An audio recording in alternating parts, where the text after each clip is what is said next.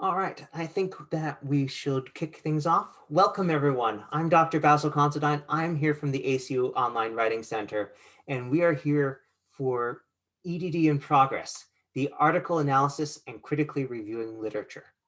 This is one of what we call a hands-on practical webinar, where we really focus in on particular assignments and what's involved there.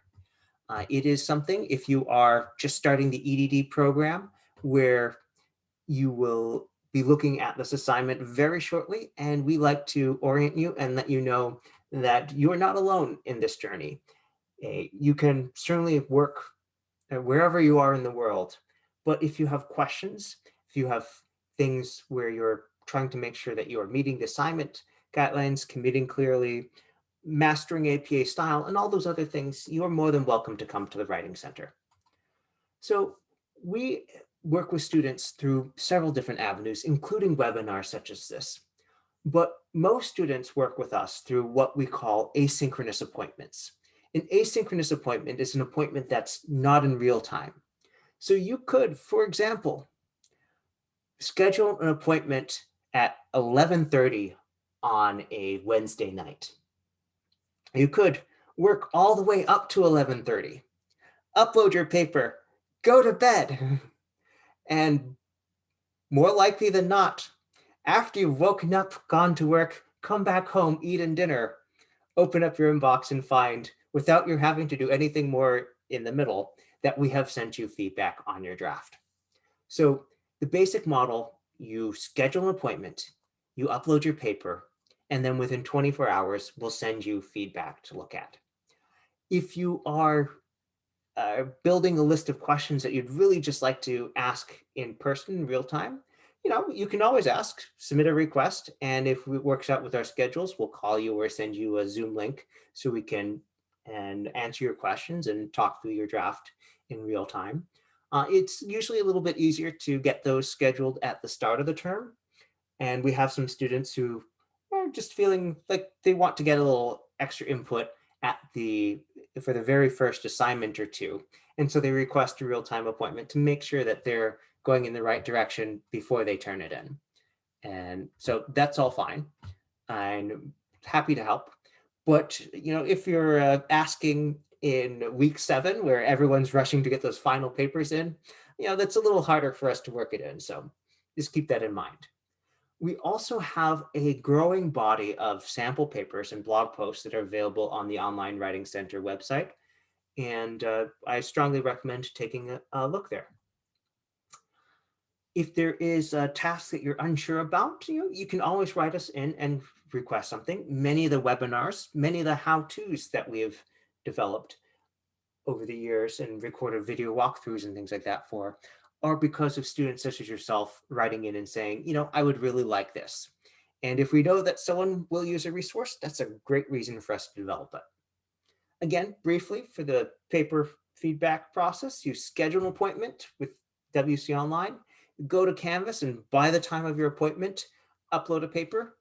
If you're running a little bit late, no big deal. You can just send us an email saying, hi, I'm running late. I'll have my paper in by X time. And then I'll usually go to the next one in the list and do that first and then come back and check for yours. So no big deal if it's a little bit late.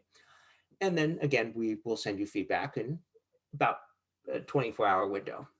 If this is a Thanksgiving vacation, might want to add a little bit more time, but we generally get everything back within 24 hours during the normal time of the year. And if it's a holiday weekend, it won't be too much longer after that, but there might be a little turkey dinner nap that takes place first. If you are already working through and looking at your classes, yes, we do have appointments that you can do now during intersession. I've had a number of students over the years who said, it's been a while since I did graduate school, or I did my master's, but I'm not sure what the doctoral writing expectations are.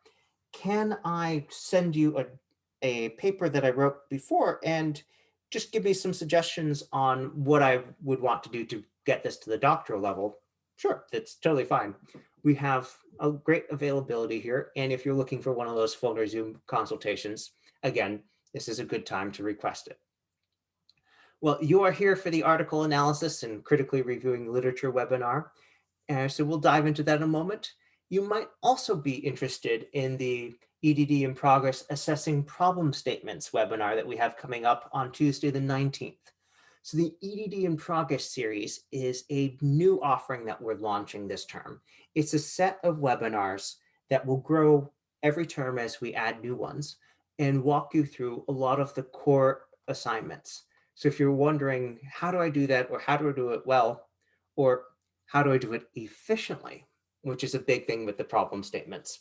Your faculty want you to succeed and to finish your doctorate and finish it in a timely fashion. So I often work with students who have gotten feedback from their professor saying, this is a great topic, but it's too large. Can you chop it down to size?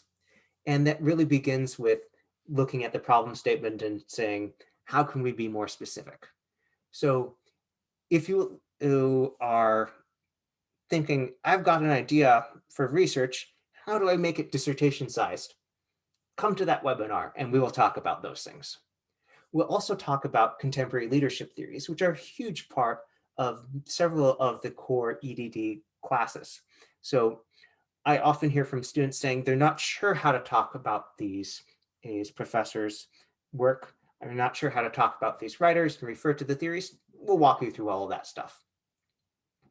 At this point, I am going to go ahead and bring up the course website that we're going to be looking at today. And I am going to ask, does anyone have any questions about the things that we've talked about so far? I know there's a lot of information, especially if you're just starting your degree here. So please feel free to ask. And in the meantime, I am going to go ahead and get things ready for us to look at an actual EdD course site and about a specific assignment there.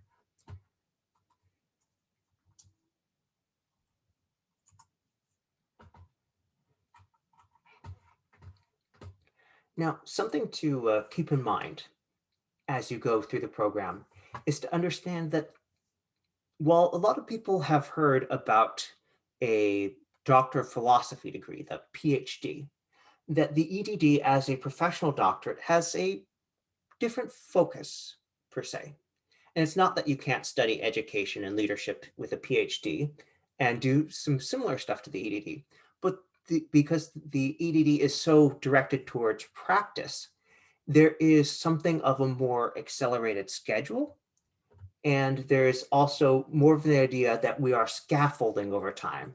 And just as in, for example, the course of an elementary school curriculum, year over year, you are building up skills so that the students can go higher and higher in their achievement and tackle more complex things.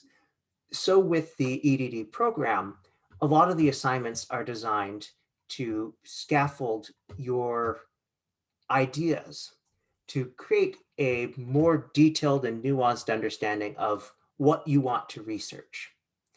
Now, at this point, you should see me sharing my web browser. If you could let me know in the chat window that you can see the course site for Leadership 701, that will just let me know that everything is in good shape. And we'll dive in. So this is a course where you'll be dealing with weekly modules that will give you a variety of assignments. And some of the assignments are discussions, most of which are more informal. Thank you, everyone who's told me that you can see the web browser. Discussions, usually people don't have too much trouble with. Over time, some of your discussions, you'll be asked to format those in APA style. And that's partly just because you are developing that skill and also because it allows you to be more specific. But it's the assignments where people will often, we'll say, be a little bit less confident because we talk about our work and what we do all the time. But fewer, outside of a degree program, it's less common for us to sit down and write in a formal argumentative essay and other things like that.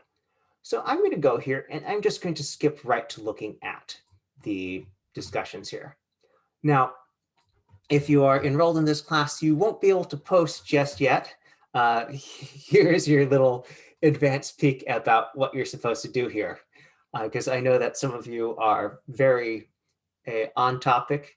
And I'll just say, okay, you're going to be doing a check-in where you're going to talk with the people that you're going to be spending time with and discussing with over the next couple of years. So you might think about how to introduce yourself. Some people will go and take a carefully arranged selfie or do a family photo. You're going to be introducing yourself. And then you'll be doing an assignment here, where you're going to start looking at one of the first elements of what will become the foundational research for your future dissertation. If you don't know exactly what you want to study yet, no, don't worry. The next couple assignments will be narrowing down your interest till you eventually propose a specific problem that you want to study for the dissertation. So let's take a quick look at this here. We have some selected readings, 2 chapters here, an introduction and a chapter here, a couple chapters there, and then the APA manual here. Now, the APA manual is here partly because it talks about how to articulate the writing. It is very dry. A lot of students feel that, it'd be nice if it was more directly relevant. So that's what we're going to do here. So this assignment here asks you to do a couple things. First, to briefly synthesize your understanding of the readings. Now, synthesis, we're going to define here, is when you combine information to create new meanings. And this is normally done by taking the information and applying it to a specific context. So let me ask you, what is a topic in education and leadership that interests you? It could be anything, any level, but something that ties into the why you are here with us. And if you don't mind sharing that in the chat room, that will let me customize the examples that I'm going to give you here. You can also send me a private message if that's your preference, and someone has already done that, and they have told me that they are very interested in postgraduate training. And ask if you could give me just a little bit more information about what postgraduate training you're referring to. That will help me be more specific myself. And another person has said emotional intelligence. Great. So while I'm waiting for the first person to get back to me, let me talk through this. So this set of readings here, these are basically saying, here's how you go about deciding, all right, I'm going to do research and how I'm going to go about it. This is how you make sense of what other people have written before. This is about taking the process and saying, okay, I know I have this long thing, maybe 80 pages or more that I'm going to write, and here's how it's going to happen over the course. So that's all introduction, background stuff that is good to know. And I see a couple other people have written in things like well-being and spiritual leadership, efficacy and organizational leadership. Great. So you'll see that part one is just saying, okay, tell me how you understand that. And that's probably going to be things like, oh, I see it is emphasizing I should do X, Y, Z. And knowing myself, I should do this. I will tell you, when I was doing my doctorate, I was one of those people who liked to drink from the fire hose. I did all sorts of things. I moved to Italy to study Italian. I moved to France to do research. I lived on an island in the Southern Indian Ocean that I was writing my dissertation about it. However, if my full goal was to graduate in as concise a time as possible, I would have gone about that a little differently. In my case, I had a fellowship that paid for 6.5 years. So I graduated in exactly 6.5 years. I took no more time than they were willing to pay me for. And if you're in a situation where you have funding like that, awesome. If you are paying tuition out of pocket, or your district is reimbursing you, you probably want to finish on a certain timeline. And we are trying to steer you in the direction of being able to do that. So, all right, identify a real-life organizational problem or issue which you deem worthy of study and with which you are familiar. Okay, so we are going to go ahead and I'm going to now take these pieces here and I'm going to open up Microsoft Word. And so I asked a excellent question, which is, how do you get one of those fellowships? So we actually have a webinar that I teach about applying for scholarships and fellowships. And I am extra glad that you asked, because you don't have to wait till the next time that I teach that. We have that wholly recorded and online. So this is a great point for me to show you the Online Writing Center website. So it's blogs.acu.edu/online writing center. And don't worry about trying to type this out. If you RSVP'd for the webinar, you'll automatically get a link to it with a slide deck. If you didn't RSVP, just type your email address or send it to me via message, and I'll add you to the list that gets that. So if we go to services, writing webinars, and I just scroll down to here, Intro to Grant Writing Fellowship Edition. So Intro to Grant Writing, the regular one, is more about finding grants to support specific projects or research. The fellowship edition is, oh, you want to underwrite your studies or the dissertation as a whole. And we do have students who come in with a whole list prepared and say, hi, I'm thinking about these things. How can I find more stuff like that? And that is actually something great. We're really happy when you bring that in, because then I can be specific and show you things like that. We've had students apply for and receive funding for projects on various educational topics. And there's one person who's doing work on religious leadership. And I was able to tell them there, oh, yes, I actually studied with the person who administered with this fund. Go to their webpage, they've got lots of stuff about that. So that is available to you. There's also a larger office at ACU that can assist with these things, and we tell you more about that in that workshop. But you can just go ahead and you can grab the slide deck here. You can watch the video immediately. So that's available right now. All right, back to the assignment at hand. So I am going ahead, and in Word, I could just start writing, but there's something that I suggest you do to save a bit of time. And this is actually provided in the class itself, but a lot of students miss it when they're just starting out and rushing to get in, because we actually have an APA course paper template that I developed. And the goal of this template is to save you a lot of time on the setup and the formatting. So I'm going to go ahead and I'm going to share my screen for a copy of the template and show you.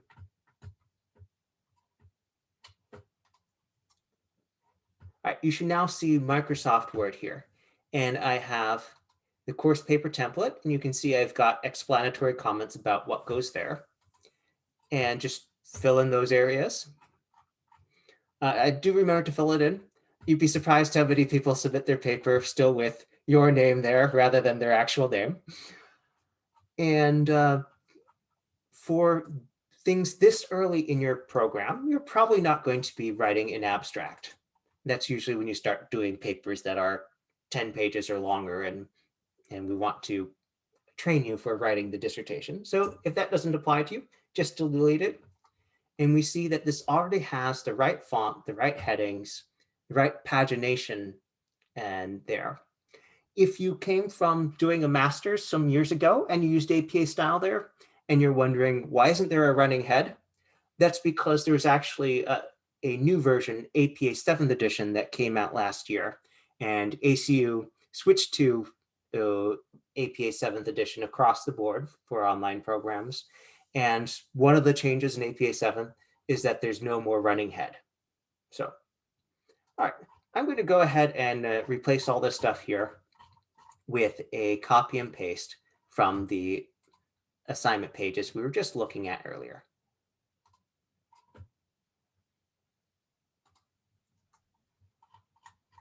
All right, so we have step one, we're going to briefly synthesize your understandings of these readings. So how do you do that? Well, it'll just remind you that the readings here, there were a couple chapters about research design and about writing literature reviews and the dissertation journey, and then the AP manual. We're not going to be citing the AP manual here. It's the other ones that we're going to talk about. So first thing to do is start by just introducing what you're going to be writing about. Now, this assignment, it's called Exploring the Literature Review and Topics Selection. So I am just going to go ahead and I'm going to take this and I'm going to use the name of the assignment as the title of my paper. Now you can just paste from another thing. You'll see that it often doesn't look quite right. So just click on this little box and change to keep text only. And then I can go ahead and I'll just apply this style wheel so it looks there.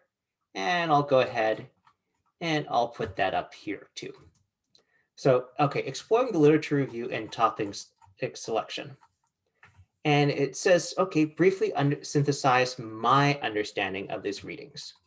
So I see this really as this is a list of things to do. I'm going to change this to a list format here.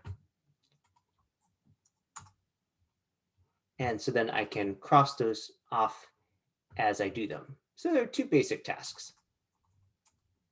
All right. And we're going to go with my version of doing this. I'm going to cite things that are not the actual reading, but we'll show you how this is supposed to be done.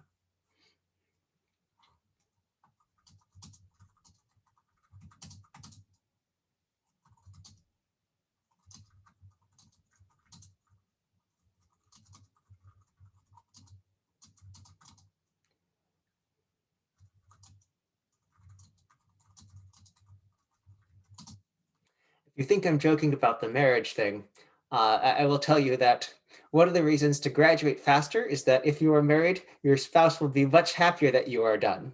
In fact, everyone in the program will be happy that you are done. In my graduate program, the person who had the record for the longest dissertation, when he reached the 10-year mark, his wife said, "Look, you've been working on this longer than we've been together. You finish or we're finished." And every year he had told me, I think maybe another year or two of doing more research. Well, once his wife said that, he finished in 6 months. And everything was easier. He even got a pay raise from his work because he got the doctorate. So, hey, we want you to finish. So you're first going to be introducing what you're doing here. And in this case, I'm making this claim. It is very important to plan in detail before beginning a dissertation, so to save great time and marriages. And now that I've made my claim, I'm going to back it up with evidence. And how am I going to show that this is evidence, that I'm not just making it up? I'm going to include citations for the places where I read that. So,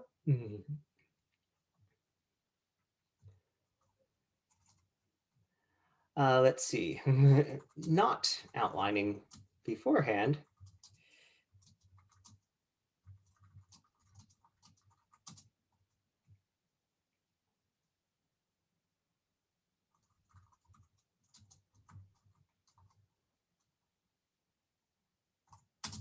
And so I've made this claim here. Okay, not outlining beforehand can cause several times more work. Rubric 2019 said that. I want to make more claims here. Okay, I've talked about time, let's talk about marriage.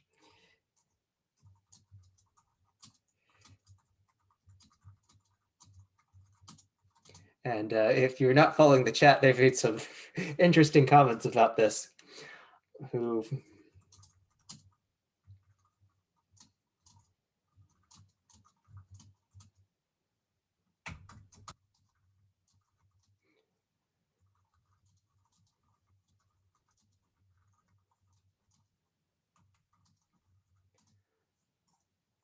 Now, if I just left it with that period, that would come across as a unsupported assertion.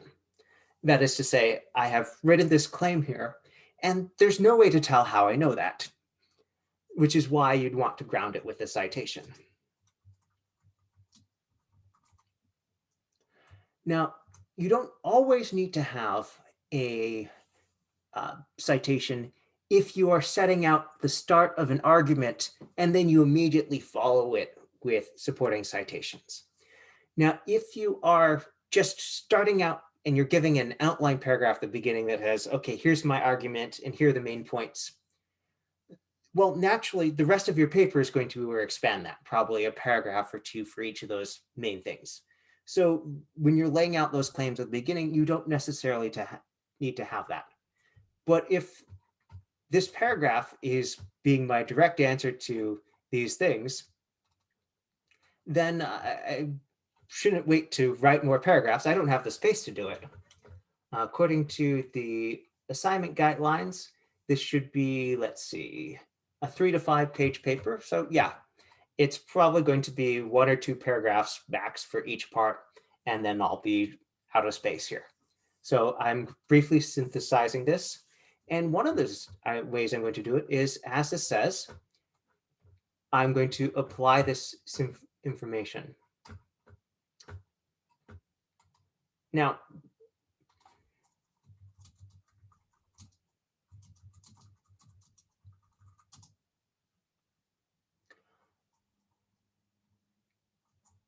I could make this about myself, which is fine because it does say apply this information to your situation.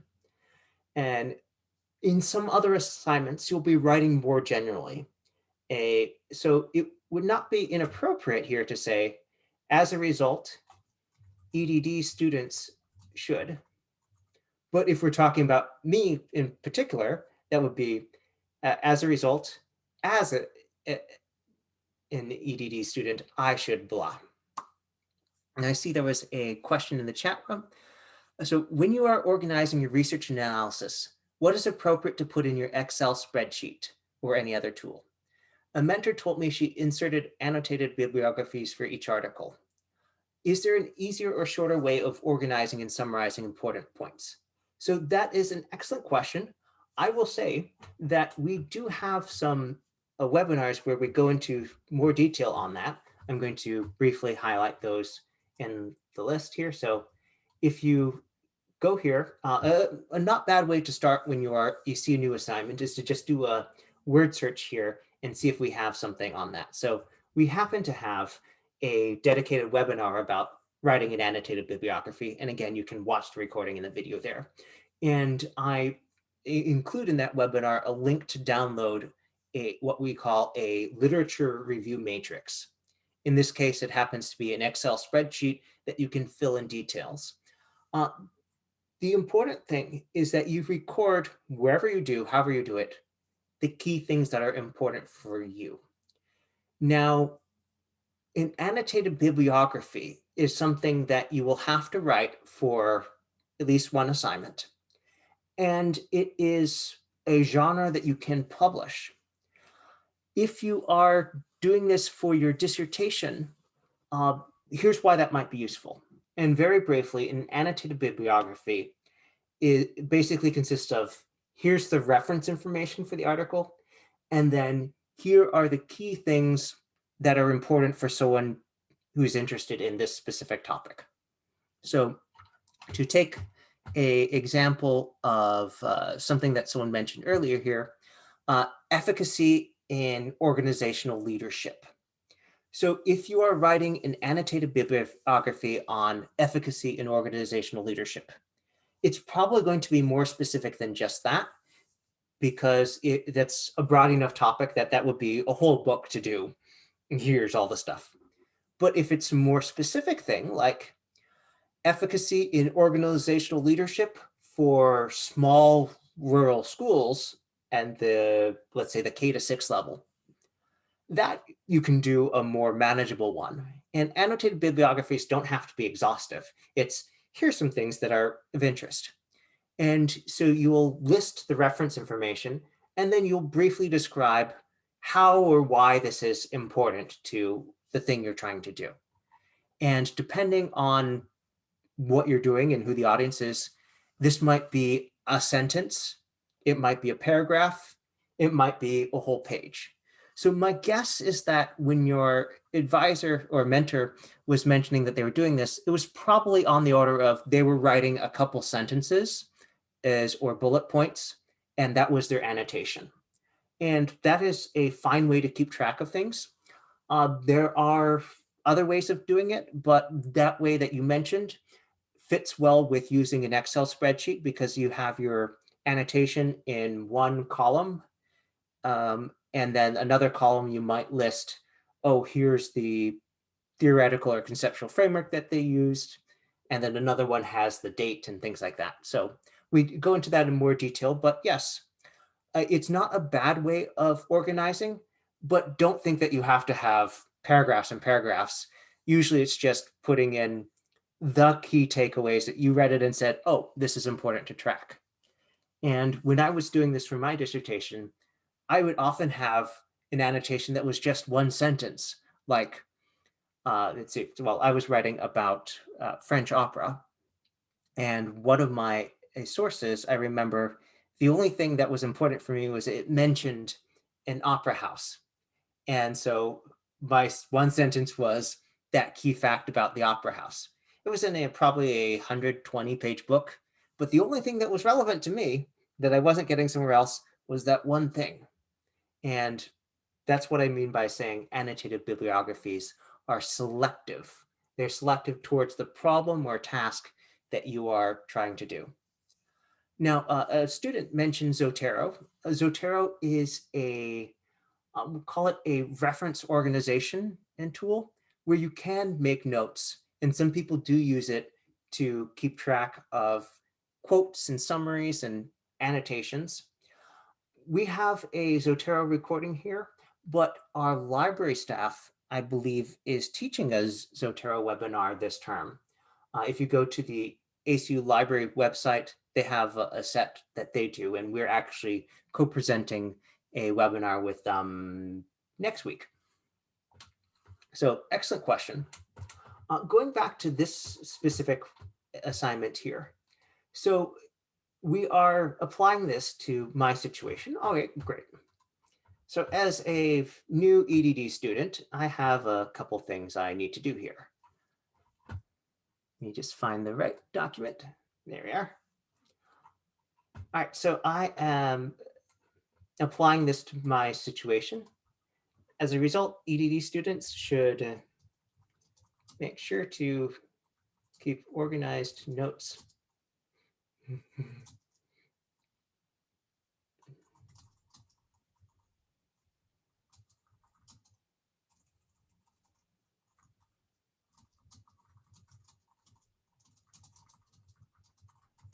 Now, it's a little informally worded, but you get the general idea there. Now I go look through this and say, okay, I'm good. I've checked off those two, so I'm just going to cross it off on this list. And okay, this is making sure that I'm citing things. I've cited these. If you want to clarify that this is your recommendation, or mine in this case, you can even go so far as say, I recommend that EdD students, or if I'm making this specific to myself, as an EdD student, I should therefore make sure to keep organized notes and plan on finishing, etc. Now, why do I have that word therefore? This is a very important and powerful word. It is what I call a logical bridge. Logical bridges tell the reader how what you are writing about here relates to something in a previous sentence, usually the one right before. If you get feedback from your faculty saying, this is poor flow, or it's hard to follow, or it's unclear what you're trying to say, I would say, okay, first look and see, have you shown the reader how this information connects by adding logical bridges? In addition is a logical bridge. You might also have as a result, therefore, similarly, because of this, or this is important because. And we do talk about these more in other webinars, but adding those logical bridges, in this case, therefore is a logical bridge that tells the reader, I am synthesizing.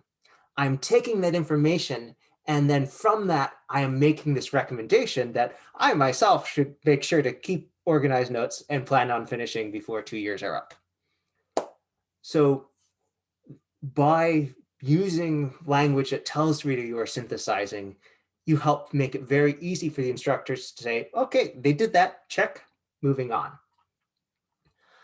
All right, let's go on to part 2 here. And you'd probably include a bit more here and have a full paragraph of 5 to 7 sentences there, but we're going to go on for reasons of time. All right, identify a real-life organizational problem or issue which you deem worthy of study and with which you are familiar. Now, someone in the group mentioned in the chat driving, and I wasn't sure what they meant by that. So if you were that person, if that was saying that you are driving now, that's fine. Please do not send any messages while you're still on the road. If you were referring to driving a process or driving change, please let me know and I can follow up on that thread. For the moment, I'm going to pick one that I haven't mentioned here, which is career guidance.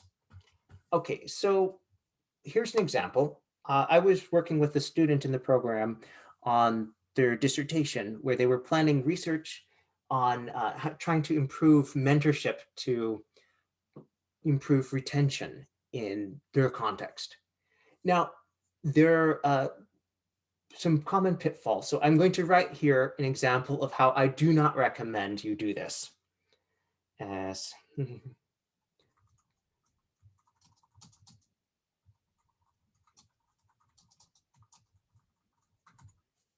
so mentorship is a significant problem in my district. Now, the problem here is that I'm not clear.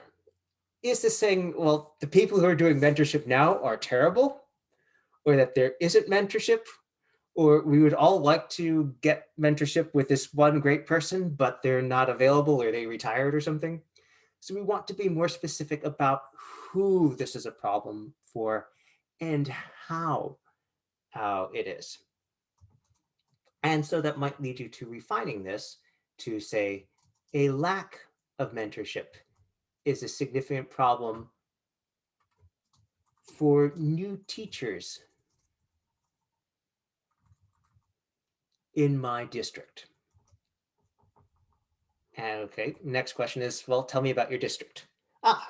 So my rural public school district in, someone mentioned they're in Lubbock. I was talking with some professors at Texas Health Sciences University at their school there in Lubbock recently. So let's go with Lubbock. They were also saying that they moved from Houston and they really appreciated the low property values because they started their family faster. So hey, Lubbock's got some great things going for it. We'll make this near Lubbock. All right, so a lack of mentorship is a different problem. Now, we also have a question here. Is this the actual problem that you are focusing on it? Or is this the cause of the problem that we're most concerned with? So we might look at this and say, well, okay, why is it a problem? Well, they're leaving. So is our problem really the retention or is it the mentorship? And you might say, well, it's both. And in which case, then let's just put that together and say high teacher attrition resulting from a lack of mentorship is a significant problem for new teachers in my rural public school district near Lubbock, Texas. Okay, so if you do that, then we see, okay, so we have defined organizational problem. We could be more specific and say, okay, well, are we focusing on being a teacher and wanting that mentorship? Or are we focusing on, well, as a district administrator, this is really annoying because we're having to hire all the time and then we invest in these people and then they leave. So if you're talking about it from an administrative perspective, let's put that into that and say, is this a significant problem for district administrators in my rural public school district. Okay, so now we have the guidance to say, okay, make sure that this is searchable research interest, that it is something that is of manageable scope. So if I had just made this about rural public school districts across the world, and that's really what you're saying if you just leave out that specificity and say rural public school districts, like, well, okay, it's not that you couldn't do that, but things are going to be very different in, say, Saskatchewan, Canada, or in South Africa, or insert any other place here. So by being more specific here, we narrow it down, we make it easier to find research on it, and we define the scope as, okay, so we're looking at the specific thing. And so this is how we make it a researchable problem, by identifying what's going on, who is it a problem for, where is it happening? And then it's not that there isn't research out there on urban school districts, but if you make a case for, well, urban and rural school districts really have different dynamics here, that you can say, okay, well, those urban stuff, that's out of scope. And rural stuff in other countries, largely out of scope too. Let's focus on things here. And you would find that if you chose to do research on contexts similar to Lubbock, there's an awful lot that's being published on Texas. Not so much that there isn't room for more, but you could do a lot just saying, okay, we're really trying to focus in on Texas here. And that would be fine. You would do a literature search later on to establish that you find enough things, and you might make an appointment with the librarian. But here, in one sentence, we have a problem that is of an appropriate size and scope, and that we can then go ahead and work on expanding this. And you'll see some people expanding this and saying, okay, in my so many years as a teacher and administrator,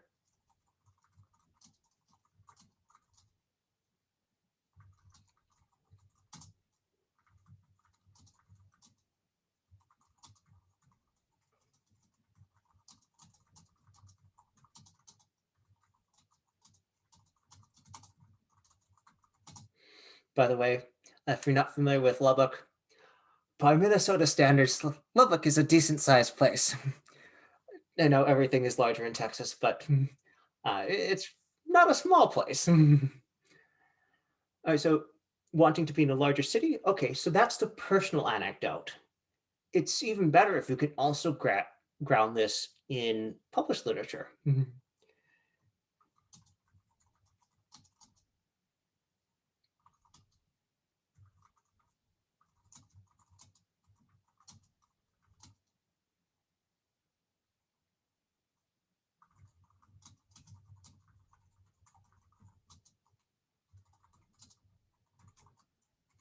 And so now we're grounding this in the literature and saying, okay, it's not just something I think is a problem.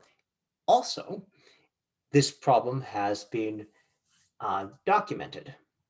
And you can add additional sentences as there. And just go ahead and develop this. The goal being to convince your reader that this is the case. And as so rarely happens in politics these days, the most convincing arguments draw on a mix of both personal experience and evidence. Personal because it's less likely that someone has written something about this specific district with an insider's view that you have, but also grounded in, oh, well, similar things have been documented elsewhere, or here's an approach that's been documented as being effective there that we want to try there. So let's go ahead and look at this part here, a one-sentence preliminary research topics statement. Let's go ahead and set Lubbock and set teacher retention aside for a moment. And let's go look at the list of things here. Okay, someone proposed emotional intelligence as an area that they are interested in. Now, let's talk about the first thing here. Make sure the statement represents a searchable research interest and is clear and succinct, as suggested in the course text. So you don't want to just say, I want to research emotional intelligence. First of all, the concept of emotional intelligence has gotten a lot of research already that would take more time than you want to try and address it comprehensively. And in fact, just as a quick demonstration, let's go ahead and go and look at the ACU library website here.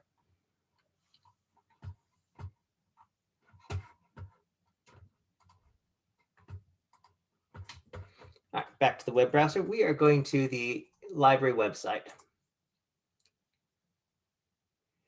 And I am going to just do a search here in OneSearch, where I recommend that you begin everything. And I'm going to search for emotional intelligence.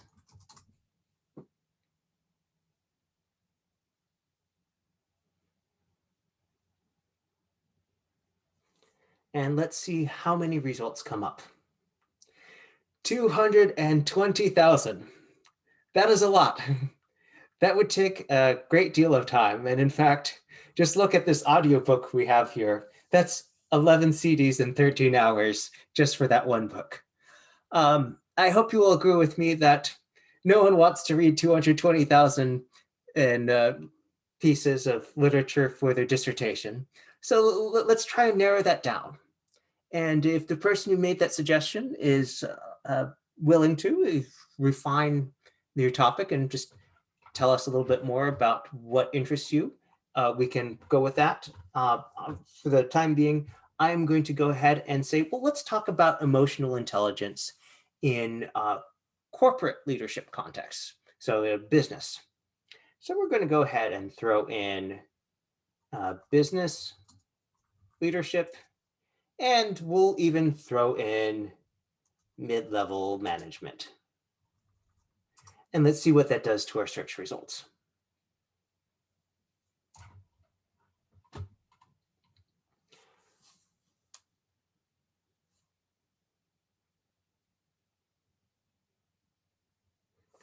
One of the things that happens is that the more terms we throw in, usually the fewer things we get. And you'll see we're now down to just under 2,000. Now that's still a lot, but that is 100th of what we had earlier here. And because you'll probably be wanting to ground your work in research scholarship, since that is one of the requirements of the program. Let's go ahead and you see these on the, actually, let me just make sure you can all see my web browser, right?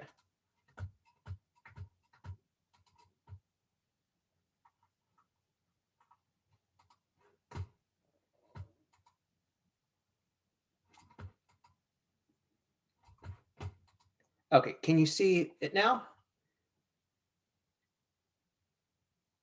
Okay, well, back up a step.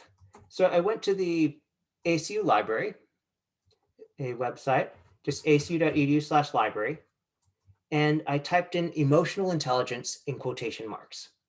Now the quotation mark says, I want to see this as a continuous term, one word right after the other. And first, when I did that, I got 220,000 results. That's a lot. So I then went and added business leadership and mid-level here, mid-level management. And that brought my results down to 1,902. Still a lot, but a lot less. That's less than 1% of what I had earlier. So I'm also going to go here and I say, I only really want to look at scholarly peer-reviewed journal articles, because that's what you're recommended to use for most of your sources. And I'm also, I really want to look at stuff from the last 5 years. So I'm going to go ahead and I'm going to drag this slider here. to just look at stuff since 2016. So now I'm looking at recent research on this, and you'll see that the number goes down quite a bit. So by making your context more specific, we're down to 256. I might even say, I want this to be in the United States. And you could try throwing in the geography stuff here. It works better for some things than other, but let's say, I'm going to put in American and see how that knocks things down a little bit. Now we're down to 172. So I can see, all right, if I keep getting more specific here, I think this is going to be a manageable topic. It's not that there aren't other things, but just looking at this, I see there is a good amount of literature on this. I can probably get pretty picky. Now, some people are working in a specific industry and they're interested in the dynamics of that industry. Let's take a Texas example. Some parts of the state, the oil industry is very big. And that is one where, because of the proportions of because of the feeder programs that go into the hiring for a lot of those jobs, there are some long-time gender imbalances. Engineering programs in this country tend to be heavily male. And so it's not a surprise that a lot of people who go into engineering professions in the oil industry are also male.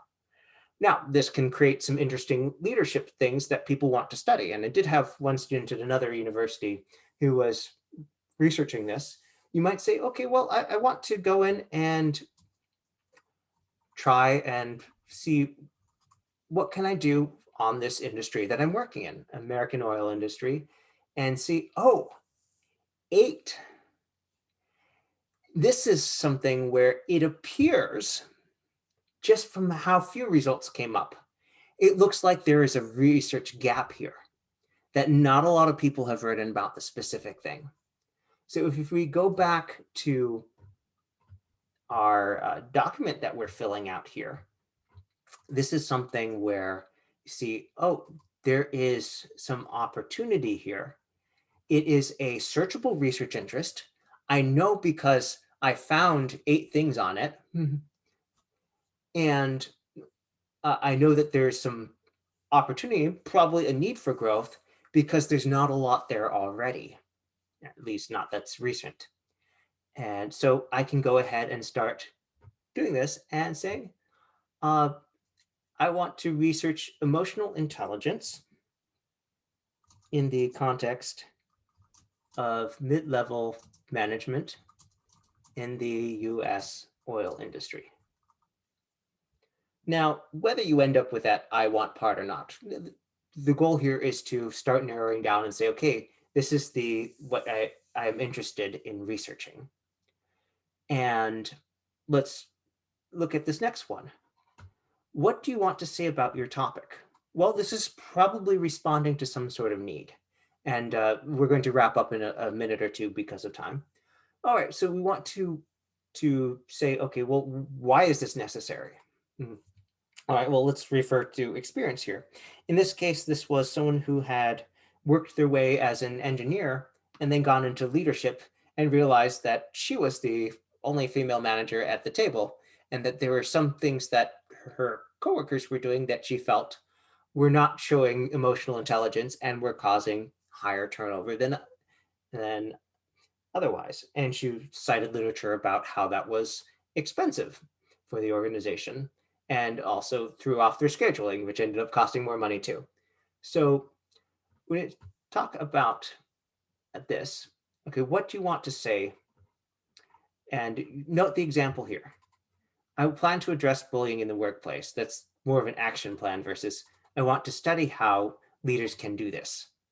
All right, so let's see how we would do this. Refine this from, I want to research emotional intelligence and context. Okay, let's strike that for a moment. We'll keep it around, but let's see how we might adapt it to fit those needs. I want to research who are we talking about? Mid-level management in the US oil industry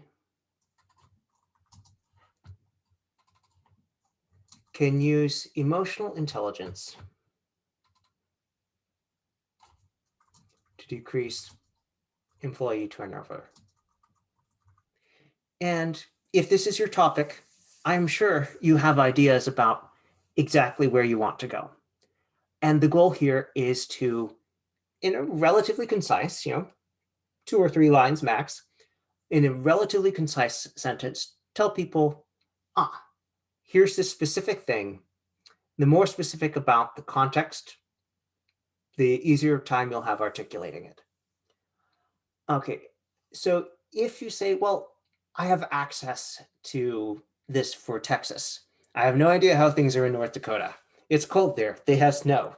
Also, way more men than women. I want to research how mid-level management in the, okay, let's make that Texas rather than US. And now we have refined this, and it's not that I can't use literature on other things, but that the focus is about Texas. And I bet if we put Texas into that search field, we get even fewer results than we got. So that shows you that there is some opportunity for expanding the literature there. All right, this personal assessment, people usually don't have any problems about it, except that this part here, the brief action plan, it's easy to forget to include that if you are finishing at the last minute. So the last bit that I will say here is make sure that when you are writing this, that you keep track that you've done each thing listed in the guidelines in the rubric. If you copy and paste them into your Word document and then use the cross-out function, as you've seen me do, then it's easy to have a visual record of, oh, that's done. We're going to flip back to the web browser to wrap this up. And let's look at the assignment here and call your attention to this grading rubric here. This is essentially the guide to what's being scored. So because in this 10-point assignment, 20 points of it is going to that it's written using standard, well-edited English in APA format. That's a good reminder that, yeah, let's take some time and read through and run spelling and grammar check and things like that to do it, because that's 20% of your grade. But there also, you want to make sure that you're demonstrating your in-depth understanding of concepts and strategies. So don't just repeat, so-and-so says to do this. Well, compare the different advice, apply it to yourself. Of that, having a clear application of so-and-so recommended this, therefore here's how I'm going to do it in practice. That's a great way to demonstrate the understanding. And finally, the appointments that always fill up first are those near the end of the week. So if you make an appointment and for feedback from the Writing Center on, say, Wednesday, Tuesday, you can read the assignment instructions, start going, submit your draft. It doesn't need to be complete. It could just be your opening paragraph for parts 1 and 2 of this assignment. Submit that, then you know, okay, I can work on parts 3 and 4 while I'm waiting to get that feedback. And that way you can refine that first section without having to stop work on the other sections, and then make another appointment to send parts 3 and 4 for feedback while you're revising parts 1 and 2. That's all the time we have. I hope that was helpful this evening. And if you have any questions, please feel free to write. And yeah, welcome to ACU. Happy to have you here. And we're off for a great semester. Have a good night, everyone.